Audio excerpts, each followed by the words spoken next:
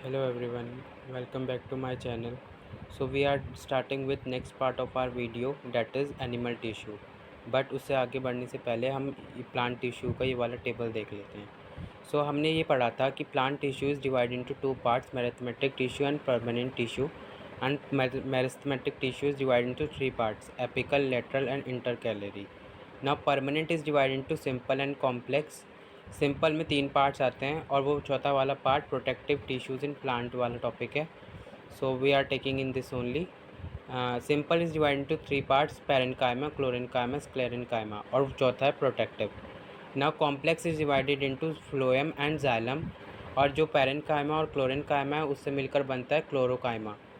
So it is a table given in your book, so please read out this table. Okay, so let's start with animal tissue. Animal tissue is have been classified into four major types of depending on their function they perform.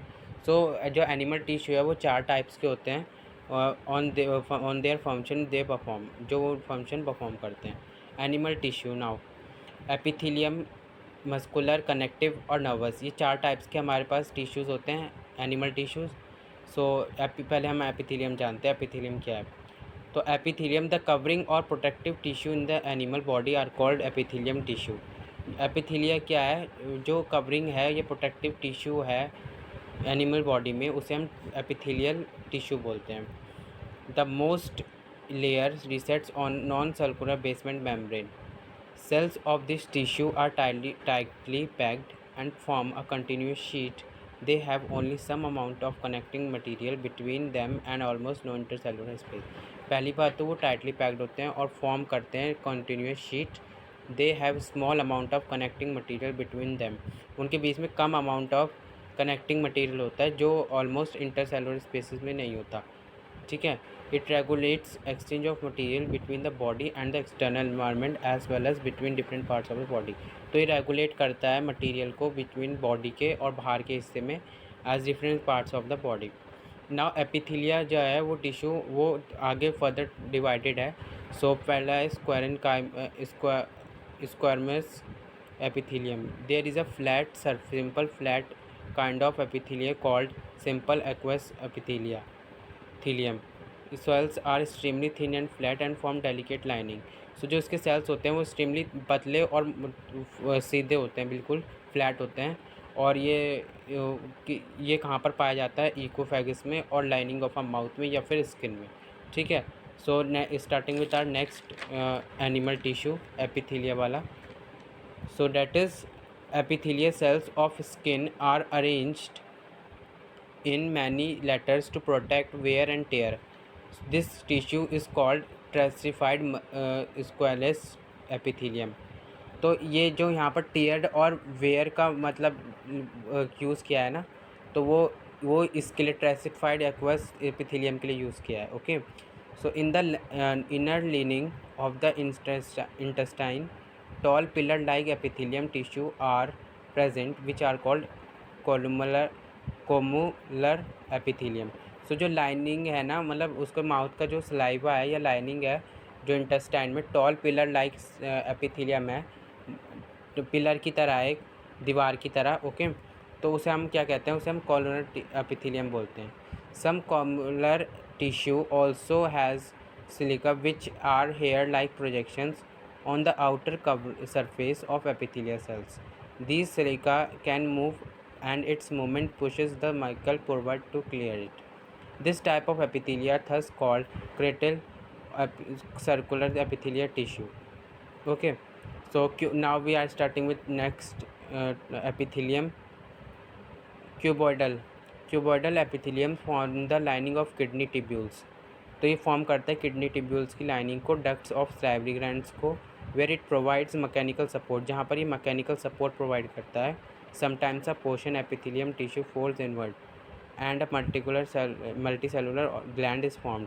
कभी कभी जो क्या होता है, जो epithelium tissue है वो fold हो जाता है अंदर की तरफ को और मल्टी सेलुलर ग्लैंड बन जाता है वहाँ पे. तो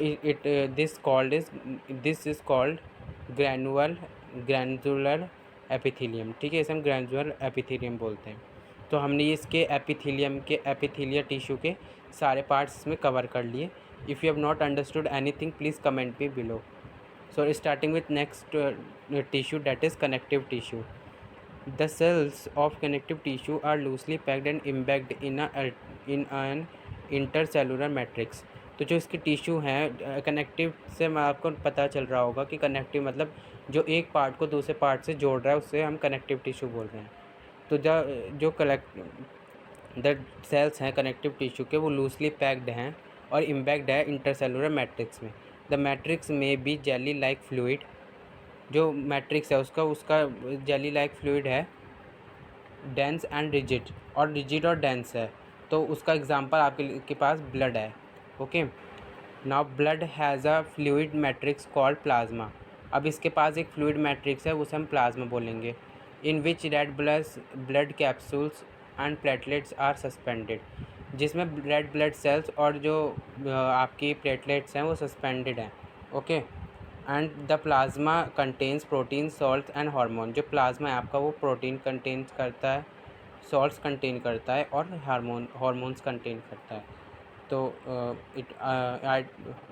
bones is another kind of connective tissue. अब जो बोन है वो एक और अलग तरीका का कनेक्टिव टिश्यू है जो फॉर्म करता है, फ्रेमवर्क करता है, that supports of the body. It anchors the muscles and support the main organ of the body। ये क्या करता है, जो मसल्स की सपोर्ट होती है ना वो उसको main organ of the body में फंक्शन में हेल्प करता है। It is a strong and non flexible tissue. तो ये स्ट्रॉन्ग भी है और नॉन फ्लेक्सिबल टिश्यू भी है। Bone cells are compose in hard matrix. जो बोन सेल्स है वो हार्ड मैट्रिक्स में आती है, कंपोज होती है।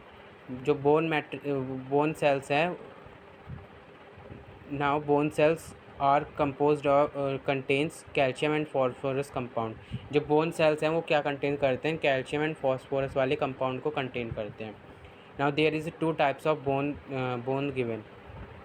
To bones can be connected to each other by another connective tissue called ligament. अब जो दो बोन्स है उनको जोड़ने के लिए एक अनदर दूसरा टिश्यू चाहिए होता है, उसे हम लिगामेंट बोलते हैं। This tissue is very elastic, ये बहुत इलास्टिक होता है। This contain very little matrix, ये बहुत कम कंटेन करता है मैट्रिक्स।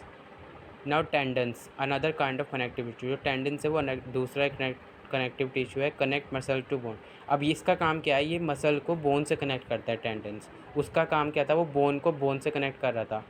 ठीक है, इसका काम है मसल से बोन को कनेक्ट करना। Tendons are fibrous tissue with great strength but limited flexibility. इनके पास ग्रेट बढ़िया स्ट्रेंथ होती है लेकिन कम फ्लेक्सिडिटी होती है, फ्लेक्सिडिटी। नाउ अब एक और आया वो connective tissue, that is cartilage. Cartilage is widely spaced cells. The solid matrix is composed of protein and sugars। Cartilage smoothens bone surface at joints and is also present in the nose, ears and trachea and lungs। तो ये कहाँ पर present होता है, nose, year, trachea and ल्यूनस में। Smooth surface होता है इसका जॉइंट पे, जो जॉइंट होता है उसको उसमें आपका स्मूथ सरफेस होता है इसका। ओके, और प्रेजेंट होता है ये नोज़, ईयर, ट्रैकिया और उसमें ल्यूनस में। ओके, सो स्टार्टिंग विथ एरिकुलर connective tissues found between the skin and muscles. जो मसल्स और स्किन के बीच में फाउंड होता है उसको हम एरिकुलर मसल्स बोलते हैं। Around blood vessels and nerves and in the bone marrow. It फिल्स the space inside the organ, supports internal organs and helps in repair of tissues.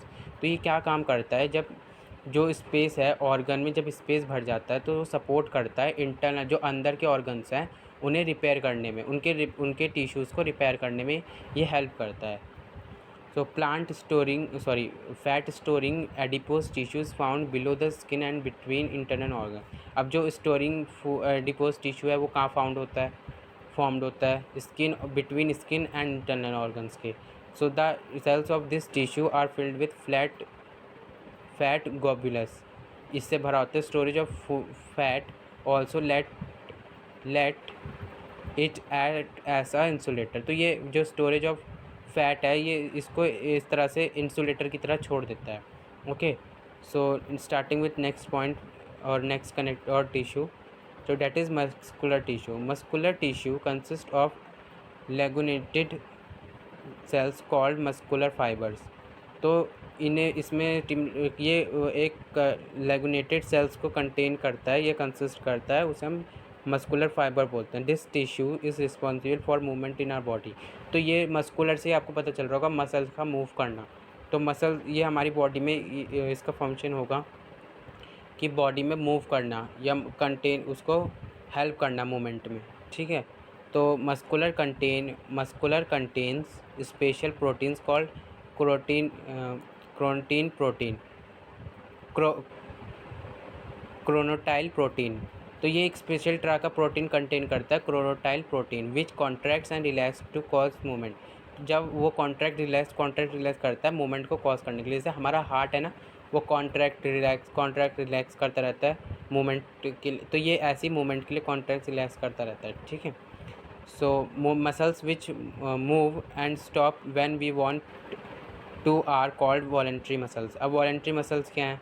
Muscles जब मूव करती हैं और रुक जाती हैं जब हम चाहें, तो उसे हम वॉलेंट्री मसल्स बोलते हैं। These muscles are also called skeleton muscle. इस मसल्स को हम स्केलेटन मसल्स भी बोलते हैं, as they are mostly attach to the bones, क्योंकि ज़्यादातर ये बोन से अटैच होती हैं, and help in body movement, और बॉडी मूवमेंट में हेल्प करती है हमारे। Okay,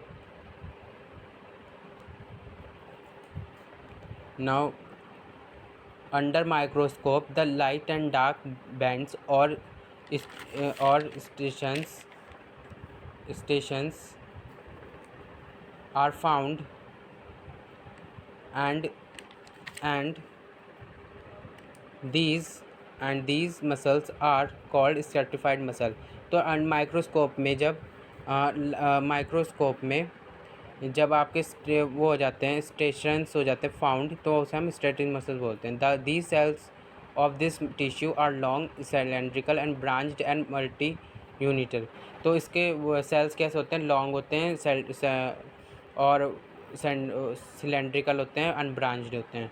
muscles which do not move and stop when we want to are called involuntary muscles. अब इनवॉलेंट्री मसल्स क्या होती हैं? जब हम चाहें, जब हम चलते हैं और रुक जाते हैं, जब हम चाहें तब वो मसल्स काम नहीं करें, तो उसे हम इनवॉलेंट्री मसल्स बोलते हैं। They are found in iris of eye. तो ये कहाँ फाउंड होता है? इरिस, आई के इरिस में, ureters, and in bronchi of lungs. The cells are long with pointed ends. जो इसके सेल्स है वो पॉइंटेड एंड्स के साथ, पॉइंटेड एंड हैं, एंड यूनिटूनेट हैं। They are also called unstriated muscles. तो ये अनसेचुरेटेड मसल्स भी बोलते हैं हम इन्हें।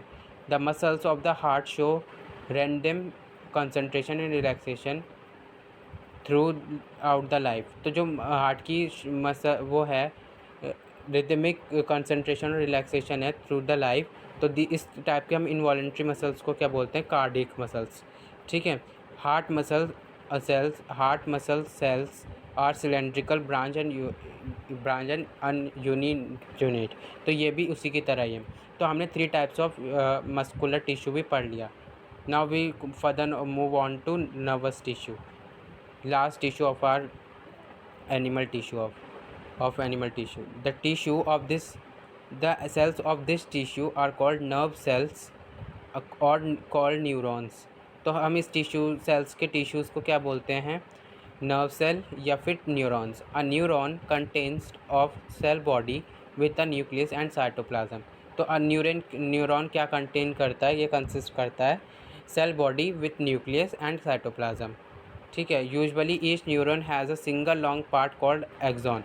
तो जब कभी कभी यूजुअली क्या होता है, जो न्यूरॉन है उसके पास एक सिंगल पार्ट होता है, और तो उसे हम एक्सॉन बोलते हैं। And many short and branched part, और कुछ कम छोटे पार्ट्स होते हैं, ब्रांच्ड पार्ट्स होते हैं, उसे हम डेंड्राइट्स बोलते हैं।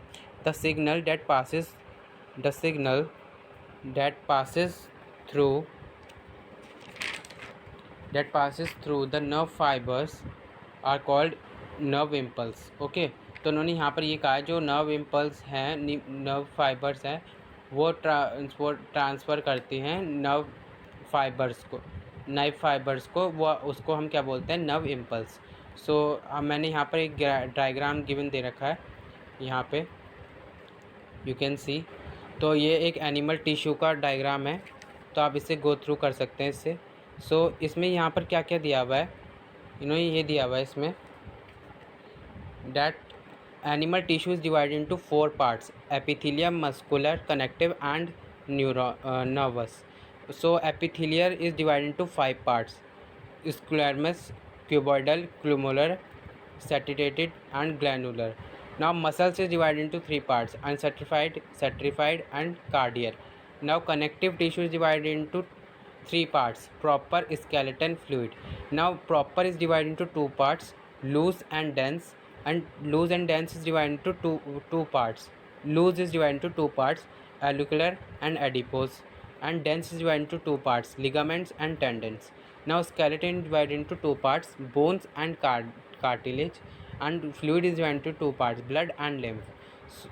So this finishes with our chapter tissue. If you have any doubts, please comment me below. I'll clear your doubts. And if you are not follow my Instagram, please go and follow to my Instagram. If you like this video, please like, share and subscribe the channel. Please support. Thank you.